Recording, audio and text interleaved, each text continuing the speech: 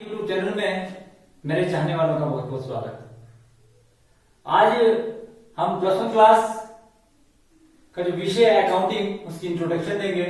साथ साथ में ये विषय केवल मात्र प्लस वन अकाउंट्स के लिए इंपॉर्टेंट नहीं है, बल्कि बीकॉम फर्स्ट ईयर, एमकॉम और जितने भी ऑफिस में काम करने वाले कर्मचारी हैं, जो मेरा प्लस वन अकाउंट्स के जितने भी वीडियो आएंगे वो इतने महत्वपूर्ण हैं कि यदि वो उन वीडियो को ध्यान से देखेंगे तो उनको ये सारी बातें जो है बड़ी आसानी से समझ आएंगी।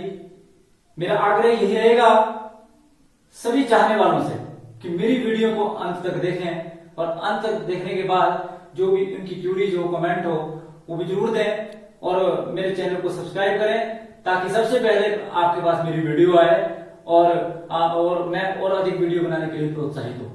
तो आज का हमारा विषय है अकाउंटिंग एंड इंट्रोडक्शन। तो हम अकाउंटिंग के बारे में इंट्रोडक्शन देंगे। अकाउंटिंग एंड इंट्रोडक्शन आप सभी जानते हैं। अगर अकाउंटिंग की बात करें, अकाउंटिंग लेखांकन के क्षेत्र में, बिजनेस के क्षेत्र में या कॉमर्स की फील्ड में सबसे महत्वपूर्ण विषय जो है वो माना जाता है, क्योंकि ये जो है एक ऐसा विषय है जो लैंग्वेज ऑफ बिजनेस है। क्योंकि accounting is said the business language of business.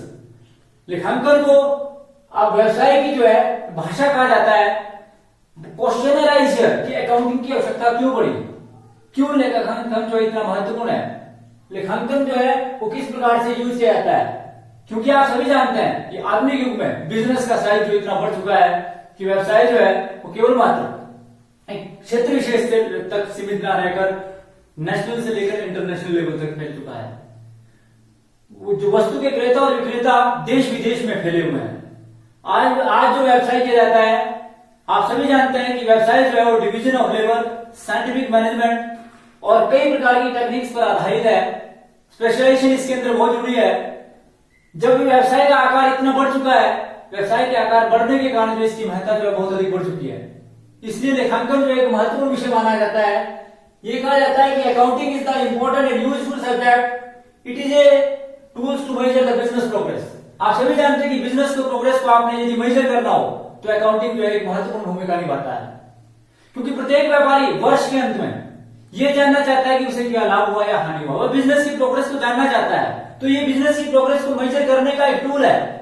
वह बिजनेसमैन जो है और अधिक कार्य करने के लिए प्रोत्साहित होता है। वह और अधिक कार्य करने के लिए प्रोत्साहित कब होता है कि यदि उसके बिजनेस के अंदर प्रॉफिट हुआ या लॉस हुआ, उसे ये पता लगे।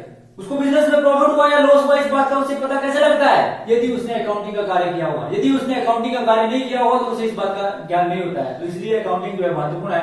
इसके साथ साथ आप सभी जानते हैं सरकार हमारे ऊपर कई प्रकार के कर लगाती है। यदि हमारी इनकम होती है तो हमारी सरकार हमारे ऊपर इनकम टैक्स लगाती है। यदि हम माल को प्रोड्यूस करते हैं तो हमारे ऊपर एक्साइज ड्यूटी लगाई जाती है।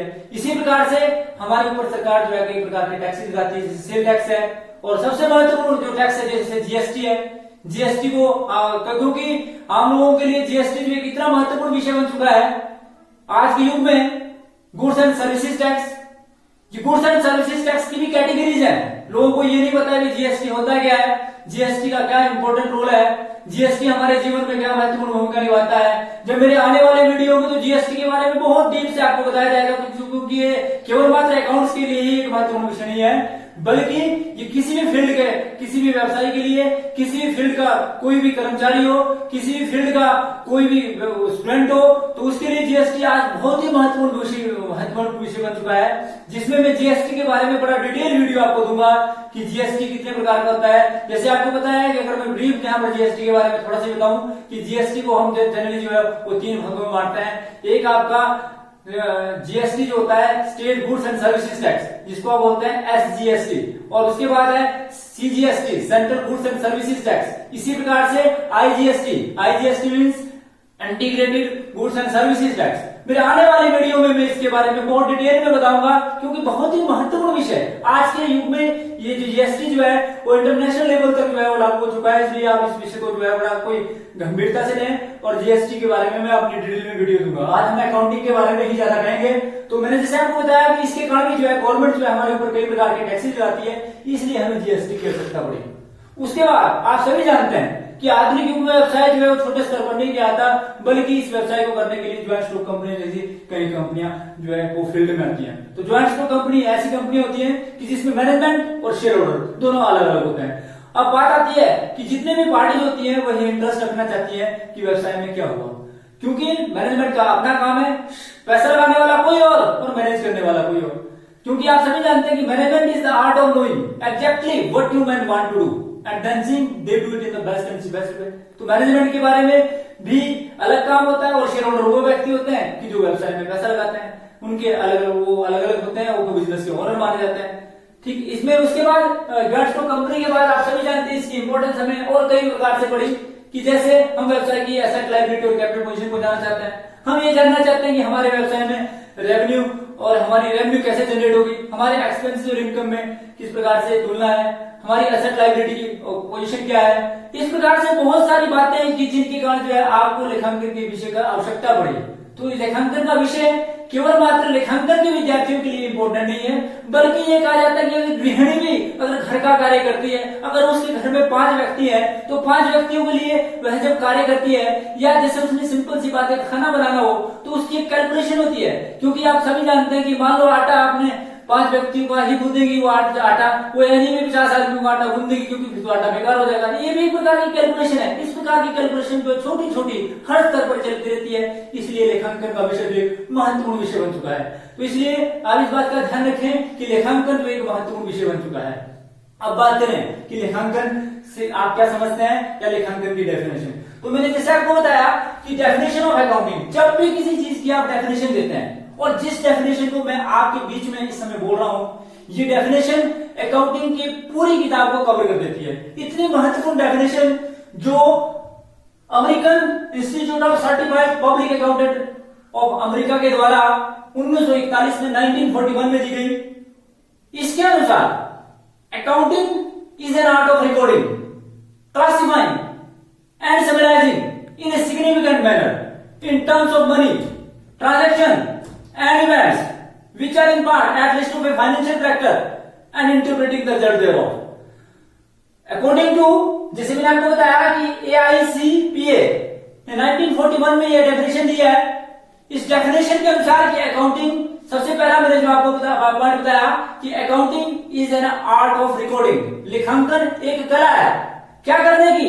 रिकॉर्ड करने की, लिखने की एक कला है। लेखांकन जो है लिखने की एक कला है। हम कहां लिखते हैं, हम कैसे लिखते हैं, हम किस प्रकार से उसका लेखा पुस्तकों में कार्य करते हैं, दैट इज वेरी इंपॉर्टेंट। अगर मैं इसी छोटी सी लाइन के बाद आपके बीच में व्याख्यान करूं कि accounting is an art of recording. Recording का काम जो है जर्नल और उसकी सब्सिडरी बुक्स में किया जाता है। जब बिजनेस का आकार छोटा हो तो हमारा जर्नल से काम चल जाता है, परंतु जैसे जैसे बिजनेस का आकार बढ़ता है तो हम बुक्स और ओरिजिनल एंट्रियों की सहायता लेते हैं, जैसे केस बुक, परचेज बुक। तो मैंने आपको डेफिनेशन बताई अकाउंटिंग की। मैंने आपको बताया कि अकाउंटिंग की डेफिनेशन में ईच एंड एवरी कॉन्सेप्ट जो इतना इंपॉर्टेंट है कि पूरी किताब को कवर करता है। इवन देन +2 की किताब को भी अकाउंटिंग की कवर कर देता है, बीकॉम फर्स्ट ईयर की, सेकंड ईयर की, एमकॉम तक की किताब को कवर करता है। बात यह है कि जो महत्वपूर्ण बात है कि सबसे पहली बात थी कि accounting is an art of recording. हम रिकॉर्डिंग का काम करते हैं। इसके लिए सबसे पहले हम जर्नल में एंट्री करते हैं। यदि बिजनेस का आकार बढ़ जाता है तो जर्नल के अतिरिक्त हम कुछ सहायक पुस्तकों की सहायता लेते हैं, जिसमें case book, purchase book, cell book, purchase return book, cell return book, bill receiver book, bills paper book और जनरल प्रॉपर। इस प्रकार से 8 भागों में उसको बांट देते हैं और इसके अलग अलग चैप्टर आप इस किताब में देखेंगे। उसके बाद ये अकाउंटिंग का जो रिकॉर्डिंग का काम है यहां तक होता है।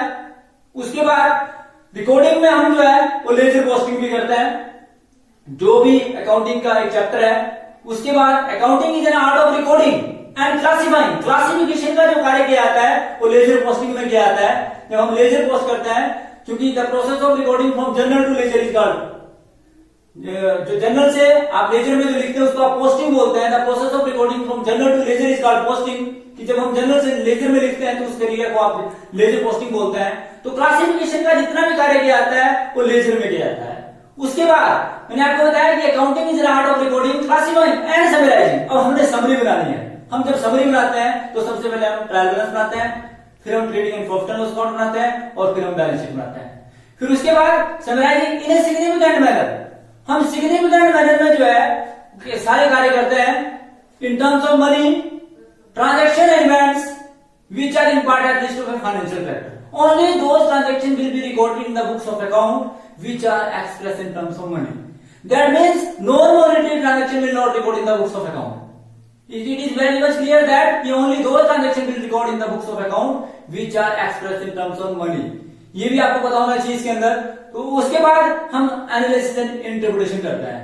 एनालिसिस एंड इंटरप्रिटेशन का कार्य जो है, इसके लिए हम कई प्रकार की टेक्निक्स अपनाते हैं।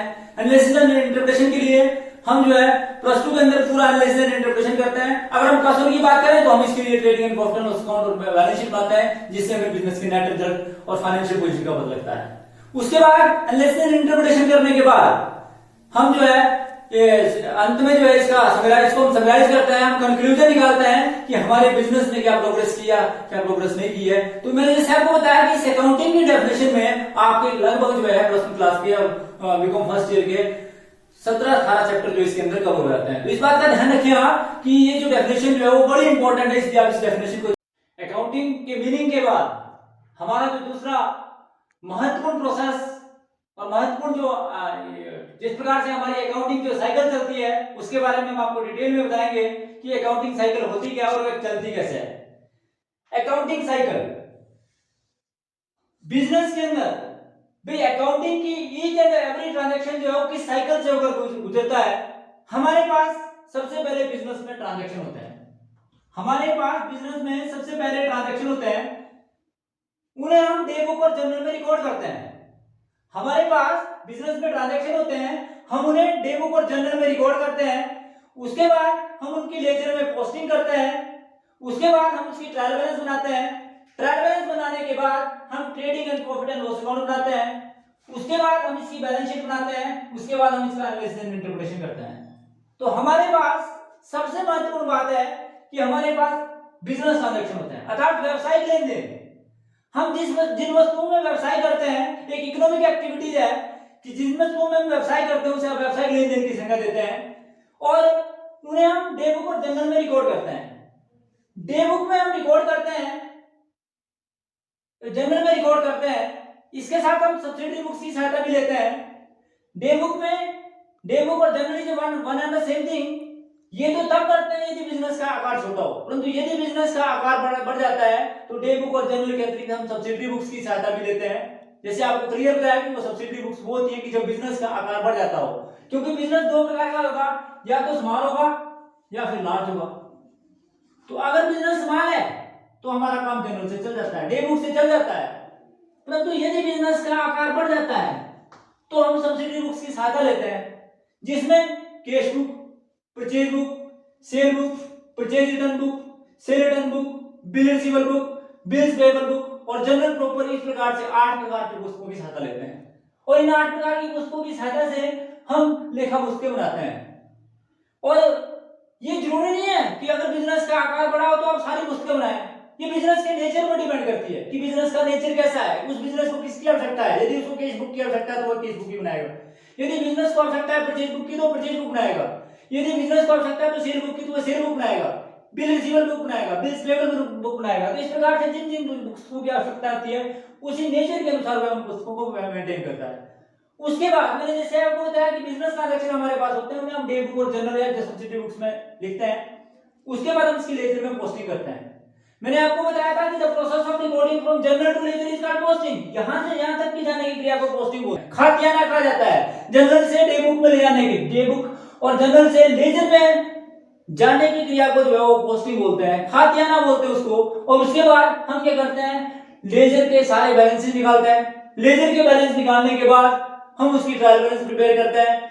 ट्रायल बैलेंस का मिलना इस बात की ओर इंडिकेट करेगा कि आपकी जर्नल में की गई जर्नल एंट्री, सब्सिडरी बुक्स में की गई पोस्टिंग, लेजर में की गई लेजर पोस्टिंग सही है यदि आपकी ट्रायल बैलेंस के डेबिट साइड का टोटल क्रेडिट साइड के टोटल से मिल जाता है। तो ये इस बात की ओर इंडिकेट करता है कि यहां तक की आपकी साइकिल ठीक कर रही है, आपकी साइकिल में कोई खराबी नहीं है अभी तक। इसका मतलब क्या है कि उसके बाद प्रत्येक व्यवसायी वर्ष के अंत में ये जानना चाहता है कि उसको लाभ हुआ या हानि हुआ। इस बात को जानने के लिए हम अगली प्रोसेस की ओर जाते हैं, जिसको बोलते हैं trading and profit and loss account. कि हम फिर क्या बनाते हैं, trading and profit and loss account बनाते हैं, जिससे हमें ये पता लगता है कि व्यवसाय में ट्रेडिंग अकाउंट से व्यवसाय के सकल लाभ और सकल हानि का यानी ग्रॉस प्रॉफिट और ग्रॉस लॉस का पता लगता है। फिर हम प्रॉफिट एंड लॉस अकाउंट बनाते हैं। प्रॉफिट एंड लॉस अकाउंट से हमें व्यवसाय के नेट प्रॉफिट और नेट लॉस का पता लगता है। उसके बाद अगली जो हमारी साइकिल चलती है वो चलती है बैलेंस शीट की ओर। बैलेंस शीट इसलिए प्रिपेयर की जाती है, balance sheet is also called economic sheet, it is also called financial statement. एक प्रकार की ऐसी स्टेटमेंट जो वर्ष के अंत में आपको व्यवसाय की फाइनेंशियल पोजीशन के बारे में बताती है। ये बताती है कि व्यवसाय की फाइनेंशियल पोजीशन क्या है, कि व्यवसाय को वर्ष के अंत में व्यवसाय में आपकी व्यवसाय की इकोनॉमिक पोजीशन क्या है, इस बात को जानने के लिए या असेट लायबिलिटी और कैपिटल की पोजीशन को जानने के लिए हम बैलेंस शीट बनाते हैं। उसके बाद हम एनालिसिस एंड इंटरप्रिटेशन करते हैं, हमने क्या खोया और क्या पाया, इस बात को जानने के लिए हम एनालिसिस एंड इंटरप्रिटेशन करते हैं। एनालिसिस एंड इंटरप्रिटेशन करने के लिए प्लस वन के अंदर तो हमारे पास कोई टूल्स नहीं है, परंतु प्लस वन के अंदर हमारे पास ट्रेडिंग और प्रॉफिट एंड लॉस अकाउंट और बैलेंस शीट के अतिरिक्त भी बहुत सारे टूल्स हैं, जिसमें cash flow statement, fund flow statement, ratio analysis, break even point analysis, common size statement, comparative statement, इस प्रकार से कई प्रकार की स्टेटमेंट है जिनके आधार पर हम वित्तीय विवरणों का विश्लेषण करते हैं और व्यवसाय को बताते हैं कि व्यवसाय जो है वो दिन दुगनी रात चौगुनी उन्नति कर रहा है या व्यवसाय को जो है बंद कर देना चाहिए। क्योंकि अगर आपको प्रॉफिट होता तो आप व्यवसाय करते हैं, व्यवसाय कोई भी व्यवसाय जो लंबे समय तक सर्वाइव करता है उसकी प्रॉफिटेबिलिटी पर डिपेंड करता है, उसकी फाइनेंशियल पोजीशन पर डिपेंड करता है। यदि व्यवसाय की प्रॉफिटेबिलिटी कंडीशन और फाइनेंशियल पोजीशन ही अच्छी नहीं है तो व्यवसाय कहां से तरक्की करेगा। इसलिए यदि हमें बिजनेसमैन को, बिजनेस के ओनर को इस बात का पता लग जाता है, शेयर होल्डर को शेयर में पैसा लगाने से पता लग जाता है कि भाई इस बिजनेस में पैसा लगाने से फायदा है या नहीं है, तो इसलिए जो है हम क्या करते हैं, एनालिसिस एंड इंटरप्रिटेशन करते हैं। तो ईच एंड एवरी ट्रांजैक्शन व्यवसाय को जो है बंद कर देना चाहिए। क्योंकि अगर आपको प्रॉफिट होता तो आप व्यवसाय करते हैं, व्यवसाय कोई भी व्यवसाय जो लंबे समय तक सर्वाइव करता है उसकी प्रॉफिटेबिलिटी पर डिपेंड करता है, उसकी फाइनेंशियल पोजीशन पर डिपेंड करता है। यदि व्यवसाय की प्रॉफिटेबिलिटी कंडीशन और फाइनेंशियल पोजीशन ही अच्छी नहीं है तो व्यवसाय कहां से तरक्की करेगा। इसलिए यदि हमें बिजनेसमैन को, बिजनेस के ओनर को इस बात का पता लग जाता है, शेयर होल्डर को शेयर में पैसा लगाने से पता लग जाता है कि भाई इस बिजनेस में पैसा लगाने से फायदा है या नहीं है, तो इसलिए जो है हम क्या करते हैं, एनालिसिस एंड इंटरप्रिटेशन करते हैं। तो ईच एंड एवरी ट्रांजैक्शन, जैसे मैंने राम को माल बेचा तो राम को माल बेचने पर मुझे ये साइकिल पूरी चलानी पड़ेगी, ये साइकिल पूरी चलेगी।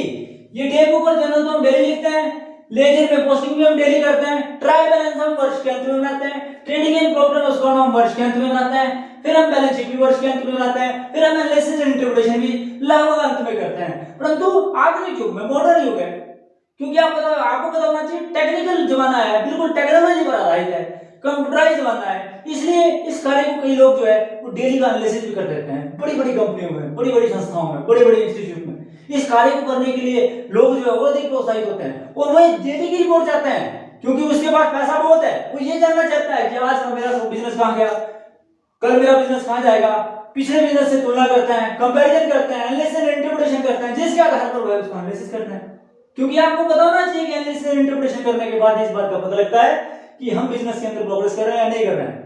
बिजनेस के अंदर प्रोग्रेस हो रही है तो बिजनेस को बढ़ा दीजिए, अगर नहीं हो रही है तो बंदा क्या करता है, स्विच ऑन करता है। छोड़ो बिजनेस को, स्विच ऑन तो तब करेगा यदि बिजनेस को प्रॉफिट चला हुआ, स्विच ऑफ करेगा, अदरवाइज क्या करेगा, बिजनेस से आउट जाएगा, बिजनेस छोड़ देगा कि नहीं इस बिजनेस को बंद कर दिया जाए, किसी और बिजनेस के बारे में सोचते हैं। आपको बताना चाहिए दुनिया का बिजनेसमैन जो है वो हमेशा प्रॉफिट के बारे में सोचते हैं और प्रॉफिट किस बिजनेस के अंदर ना हो, क्योंकि बिजनेस की आधारशिला प्रॉफिट पे, बिजनेस का आकार तब बढ़ेगा यदि बिजनेस में प्रॉफिट हुआ है। बहुत सारी बातें हैं जो हम बिजनेस ट्रांजैक्शन इस अकाउंटिंग साइकिल के बाद आपको फिर समझाएंगे।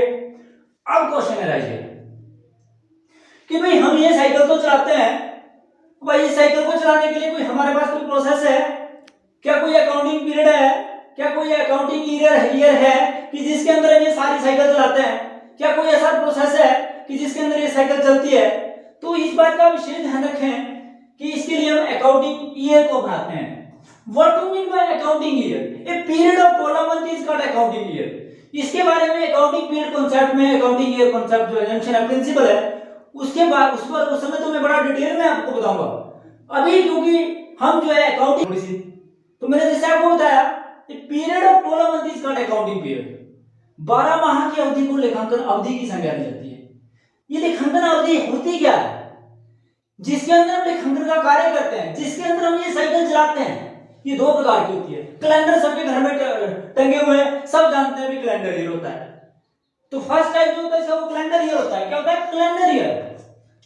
Calendar year means which is start from 1st January to 31st December। सबको पता है, बच्चे को पूछने भाई, थोड़ा जो पढ़ा लिखा बच्चा है, मतलब बिल्कुल ये भी जन्मजात बच्चे से आप पूछने लगे कि भाई बेटा कैलेंडर ईयर क्या होता है, तो वो तो क्या बताएगा। परंतु अगर किसी ऐसे बच्चे से पूछेंगे जिसको थोड़ा बहुत पता हो, दूसरी तीसरी में पढ़ता हो, तो उससे भी अगर आप पूछेंगे तो वो बच्चा भी आपको आसानी से बता जाएगा कि भाई जो कैलेंडर ईयर होता है वो 1 जनवरी से स्टार्ट होता है और 31 दिसंबर को जो है खत्म होता है। फिर हम अकाउंटिंग ईयर का जो दूसरा टाइप है वो फाइनेंशियल ईयर, जो बड़ा ही बहुत ही महत्वपूर्ण है, जो केवल मात्र हम सबके लिए महत्वपूर्ण है। संसार के जितने भी लोग हैं जो बिजनेस प्रोफेशन में जुड़े होते हैं और जो ऑफिसों में काम करते हैं, उनके लिए फाइनेंशियल ईयर की नॉलेज होना बहुत जरूरी है, क्योंकि फाइनेंशियल ईयर जो है बड़ा इंपॉर्टेंट रोल प्ले करता है। ये मैं नहीं बता रहा हूं, ये मेरे घर का बनाया फाइनेंशियल ईयर नहीं है, बल्कि ये इनकम टैक्स एक्ट द्वारा और कंपनी एक्ट द्वारा बनाया गया है। कंपनी एक्ट 1956 ये बोलती है कि कोई भी कंपनी जो कंपनी का काम करती है ना, वो अपनी मर्जी से अकाउंट नहीं बना सकती, बल्कि उसको फाइनेंशियल ईयर अडॉप्ट करना पड़ेगा, जो स्टार्ट होता है 1 अप्रैल टू 31 मार्च, जिसका आरंभ होता है 1 अप्रैल को और 31 मार्च को जो इसका समापन होता है। ये अवधि जो बिजनेस के जो नए नए बिजनेस होते हैं, ये अवधि उन बिजनेस में बढ़ाई और घटाई जा सकती है। इस अवधि को 15 माह की अवधि तक बढ़ा सकते हैं, परंतु ये कहा जाता है कि इस अवधि को यदि 15 माह की अवधि के से अगर आप अधिक बढ़ाना हो तो इसके लिए स्पेशल कंपनी रजिस्ट्रार से आपको परमिशन लेनी पड़ेगी, और कंपनी रजिस्ट्रार यदि इस बात की अप्रूवल देता है तो इस अवधि को 15 माह से और अधिक अवधि के लिए 18 माह की अवधि तक भी बढ़ाया जा सकता है। तो सबसे पहले तो, क्योंकि इसके बारे में तो बड़ा डिटेल में हम आपको बता बाद में भी बताएंगे, परंतु क्वेश्चन है ये फाइनेंशियल ईयर जो है ये 1 अप्रैल से स्टार्ट होता है और 31 मार्च को जो है खत्म होता है। कंपनी एक्ट के द्वारा कंपलसरी कर दिया गया कि आपको फाइनेंशियल ईयर अपनाना पड़ेगा। जो कंपनियां होती हैं, जैसे जॉइंट स्टॉक कंपनी है, जो भी कंपनियां होती हैं, चाहे वो प्राइवेट कंपनी हो चाहे पब्लिक कंपनी हो, उनके लिए फाइनेंशियल ईयर अडॉप्ट जरूरी है। इनकम टैक्स हर व्यक्ति भरता है, टेंशन होती है इनकम टैक्स कैसे भरना, वो करना, कैसे भरे रिटर्न, कैसे कर रहे हैं यार, पता नहीं है, पता नहीं क्या। कोई बात नहीं, इसके बारे में भी आपको डिटेल में बताया जाएगा। अभी मेरी आने वाली वीडियो इनकम टैक्स में भी आएंगी, इकोनॉमिक्स में भी आएंगी, बिजनेस स्टडीज में भी आएंगी, मैनेजमेंट में भी आएंगी, बहुत सारे विषय, एक जनरल विषय भी लिए जाएंगे जो लोगों से रिलेटेड होंगे, जिन विषयों से लोगों के अंदर 1 अप्रैल से स्टार्ट होता है और 31 मार्च को जो है खत्म होता है। कंपनी एक्ट के द्वारा कंपलसरी कर दिया गया कि आपको फाइनेंशियल ईयर अपनाना पड़ेगा। जो कंपनियां होती हैं, जैसे जॉइंट स्टॉक कंपनी है, जो भी कंपनियां होती हैं, चाहे वो प्राइवेट कंपनी हो चाहे पब्लिक कंपनी हो, उनके लिए फाइनेंशियल ईयर अडॉप्ट जरूरी है। इनकम टैक्स हर व्यक्ति भरता है, टेंशन होती है इनकम टैक्स कैसे भरना, वो करना, कैसे भरे रिटर्न, कैसे कर रहे हैं यार, पता नहीं है, पता नहीं क्या। कोई बात नहीं, इसके बारे में भी आपको डिटेल में बताया जाएगा। अभी मेरी आने वाली वीडियो इनकम टैक्स में भी आएंगी, इकोनॉमिक्स में भी आएंगी, बिजनेस स्टडीज में भी आएंगी, मैनेजमेंट में भी आएंगी, बहुत सारे विषय, एक जनरल विषय भी लिए जाएंगे जो लोगों से रिलेटेड होंगे, जिन विषयों से लोगों के अंदर कॉन्फिडेंस आएगा, वो विषयों को भी लिया जाएगा। फाइनेंशियल ईयर जो है वो स्टार्ट होता है 1 अप्रैल से 31 मार्च को। तो मैंने आपको बताया कि अगर बात करें किसकी, कि भी जो आपका कंपनी एक्ट है और इनकम टैक्स एक्ट है 1961, इनकम टैक्स एक्ट और कंपनी एक्ट 1956, जिसके अंदर अमेंडमेंट भी 2013 में 2014 में समय समय पर अमेंडमेंट होती रहती है, उनके अनुसार भी जो है फाइनेंशियल ईयर को अडॉप्ट करना जो है कंपलसरी कर दिया गया है। तो हम बात हमने मैंने बताया इस प्रकार से अकाउंटिंग ईयर को बनाते हैं। अब क्योंकि अकाउंटिंग, बुक कीपिंग और अकाउंटेंसी ये तीन शब्द सुनने में एक दूसरे के पर्यायवाची लगते हैं, परंतु इन तीनों शब्दों का अलग अलग अर्थ है। बात करेंगे सबसे पहले बुक कीपिंग से, क्योंकि जो काम स्टार्ट हुआ वो बुक कीपिंग से हुआ। बुक कीपिंग का कार्य क्या होता है, आप सभी जानते हैं कि book keeping is a combination of two words, book plus keeping, book plus keeping. Book का मतलब ये नहीं है हिस्ट्री की किताब या दूसरी किताब या तीसरी किताब कोई दूसरी किताब। बुक का मतलब है books of account. What do mean by books? Books means books of account, इस बात का ध्यान रखें। और keeping means to keep systematic record of business transaction in a systematic manner, in a proper manner, कि आप जो है लेखा पुस्तकों को नियमित और सुव्यवस्थित ढंग से लेखा पुस्तकों में लिखें। जो लेखी की पुस्तकें उनमें लेखा जो करना है वो नियमित और सुव्यवस्थित ढंग से करना है। तो book keeping is a combination two words.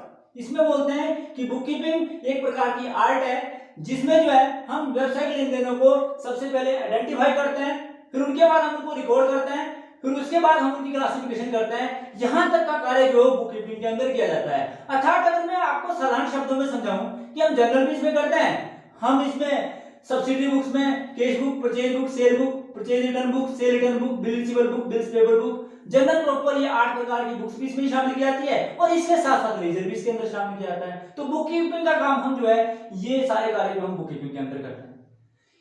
अब क्वेश्चन है राइजर कि सर आपने इतना तो बता दिया, अब ये तो बताओ इसका बाप कौन है, बुक कीपिंग का बाप कौन है, अकाउंटिंग का बाप कौन है? क्योंकि आप सभी जानते हैं कि कोई भी लोग जो है वो बुक कीपिंग अपने आप में नहीं बनी होगी, किसी संस्था ने इसको मान्यता दी होगी, कभी किसी व्यक्ति ने इसके बारे में सोचा होगा। तो बुक कीपिंग जो है, इसके फादर जो है, फादर ऑफ बुक कीपिंग जो है वो फ्रा लुका पासियोली को माना जाता है। फ्रा लुका पासियोली, इसने एक पुस्तक लिखी थी जिस पुस्तक का नाम था डी कंप्यूटिसेट स्क्रिप्चर्स, द कंप्यूटिसेट स्क्रिप्चर्स 1494 में जो इसने एक पुस्तक लिखी थी। और इस पुस्तक के प्रकाशन के बाद ये व्यक्ति कहाँ का था, इटली के वेनिस नगर का रहने वाला था। इटालियन पत्नी में उसने बुक कीपिंग की एक पुस्तक लिखी, इस पुस्तक की हेडिंग का नाम था द कंप्यूटिसेट स्क्रिप्चर्स। 1494 ईस्वी में इसने लिखी थी। और मैंने आपको बताया ये city of Venice in Italy का रहने वाला था, इटली का ये रहने वाला था। और किसी पुस्तक के प्रकाशन की पब्लिसिटी कौन करता है? नेताओं की पब्लिसिटी कौन करता है? जो उसके नुमाइंदे होते हैं, जो उसके चाहने वाले होते हैं, जिन्हें साधारण शब्दों में पब्लिक चमचा भी बोलती है, जो चमचागिरी करते हैं कि ये बहुत अच्छा है, ये बहुत अच्छा है, ये बहुत अच्छा है। तो इसी प्रकार से जो फ्रा लुका पासियोली इसका फादर का बना कि इसकी इटालियन पत्ती को सभी लोगों ने प्रोत्साहित किया, सब लोगों ने इसको बोला कि नहीं बहुत अच्छी पत्ती है, बहुत अच्छी पत्ती है। और ये पत्ती जो आज इंटरनेशनल लेवल पर, मैं बस आज सोच रहे हैं कि ये इंडिया में लागू होती होगी क्या अकाउंटिंग इंडिया में लागू होती होगी? नहीं भाई, जो मैंने अकाउंटिंग बनाई अगर अमेरिका में भी पढ़ेगा कोई आदमी, तो मेरा हिंदुस्तानी भाई हो या कोई मेरा चाहने वाला हो अगर वहां भी पढ़ेगा, क्योंकि मेरे कुछ एक स्टूडेंट वहां भी है जो एमरोड जा चुके इस समय पढ़ाई के लिए, तो इसमें वो वहां जाके भी इस प्रकार से एजुकेशन ले सकते हैं कि वो मेरी वीडियो वहां भी देख सकते हैं और देख सकते हैं कि भाई हाँ अकाउंटिंग स्टैंडर्ड वहां भी वही है और यहाँ भी यही है, बुक कीपिंग का काम वहां भी है, यहाँ भी यही है। डबल एंट्री सिस्टम वो हमारा तो दिया नहीं, फॉरेन का दिया हुआ, क्योंकि मैंने आपको बताया था कि इंडिया में जो भी कुछ आया वो अंग्रेजों ने दिया, अंग्रेजी की पत्ती को हम बनाते हैं, इसको हम बोलते हैं डबल एंट्री सिस्टम।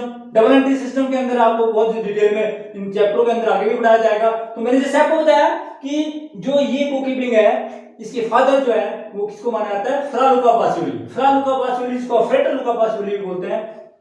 1494 ईस्वी में इसने एक पुस्तक लिखी थी जिसको बोलते हैं दी कंप्यूटिसेट स्क्रिप्चर्स। ये city of Venice in Italy का रहने वाला था। वहां इस पुस्तक के प्रकाशन के बाद इसकी इतनी पब्लिसिटी हुई कि कब इस पत्ती को जो इंग्लिश पत्ती में कन्वर्ट किया गया और आज ये विषय लेखांकन का इतना महत्वपूर्ण विषय बन चुका है कि दुनिया का कोई भी आदमी, मैंने आपको बताया कि गेम की भी कैलकुलेशन होती है, क्रिकेट मैच खेलते हैं, क्रिकेट में हाँ इस बंदा जो है इस पोजीशन पे है, वो सारा का सारा एनालिसिस जो है अकाउंटिंग के माध्यम से किया जाता है।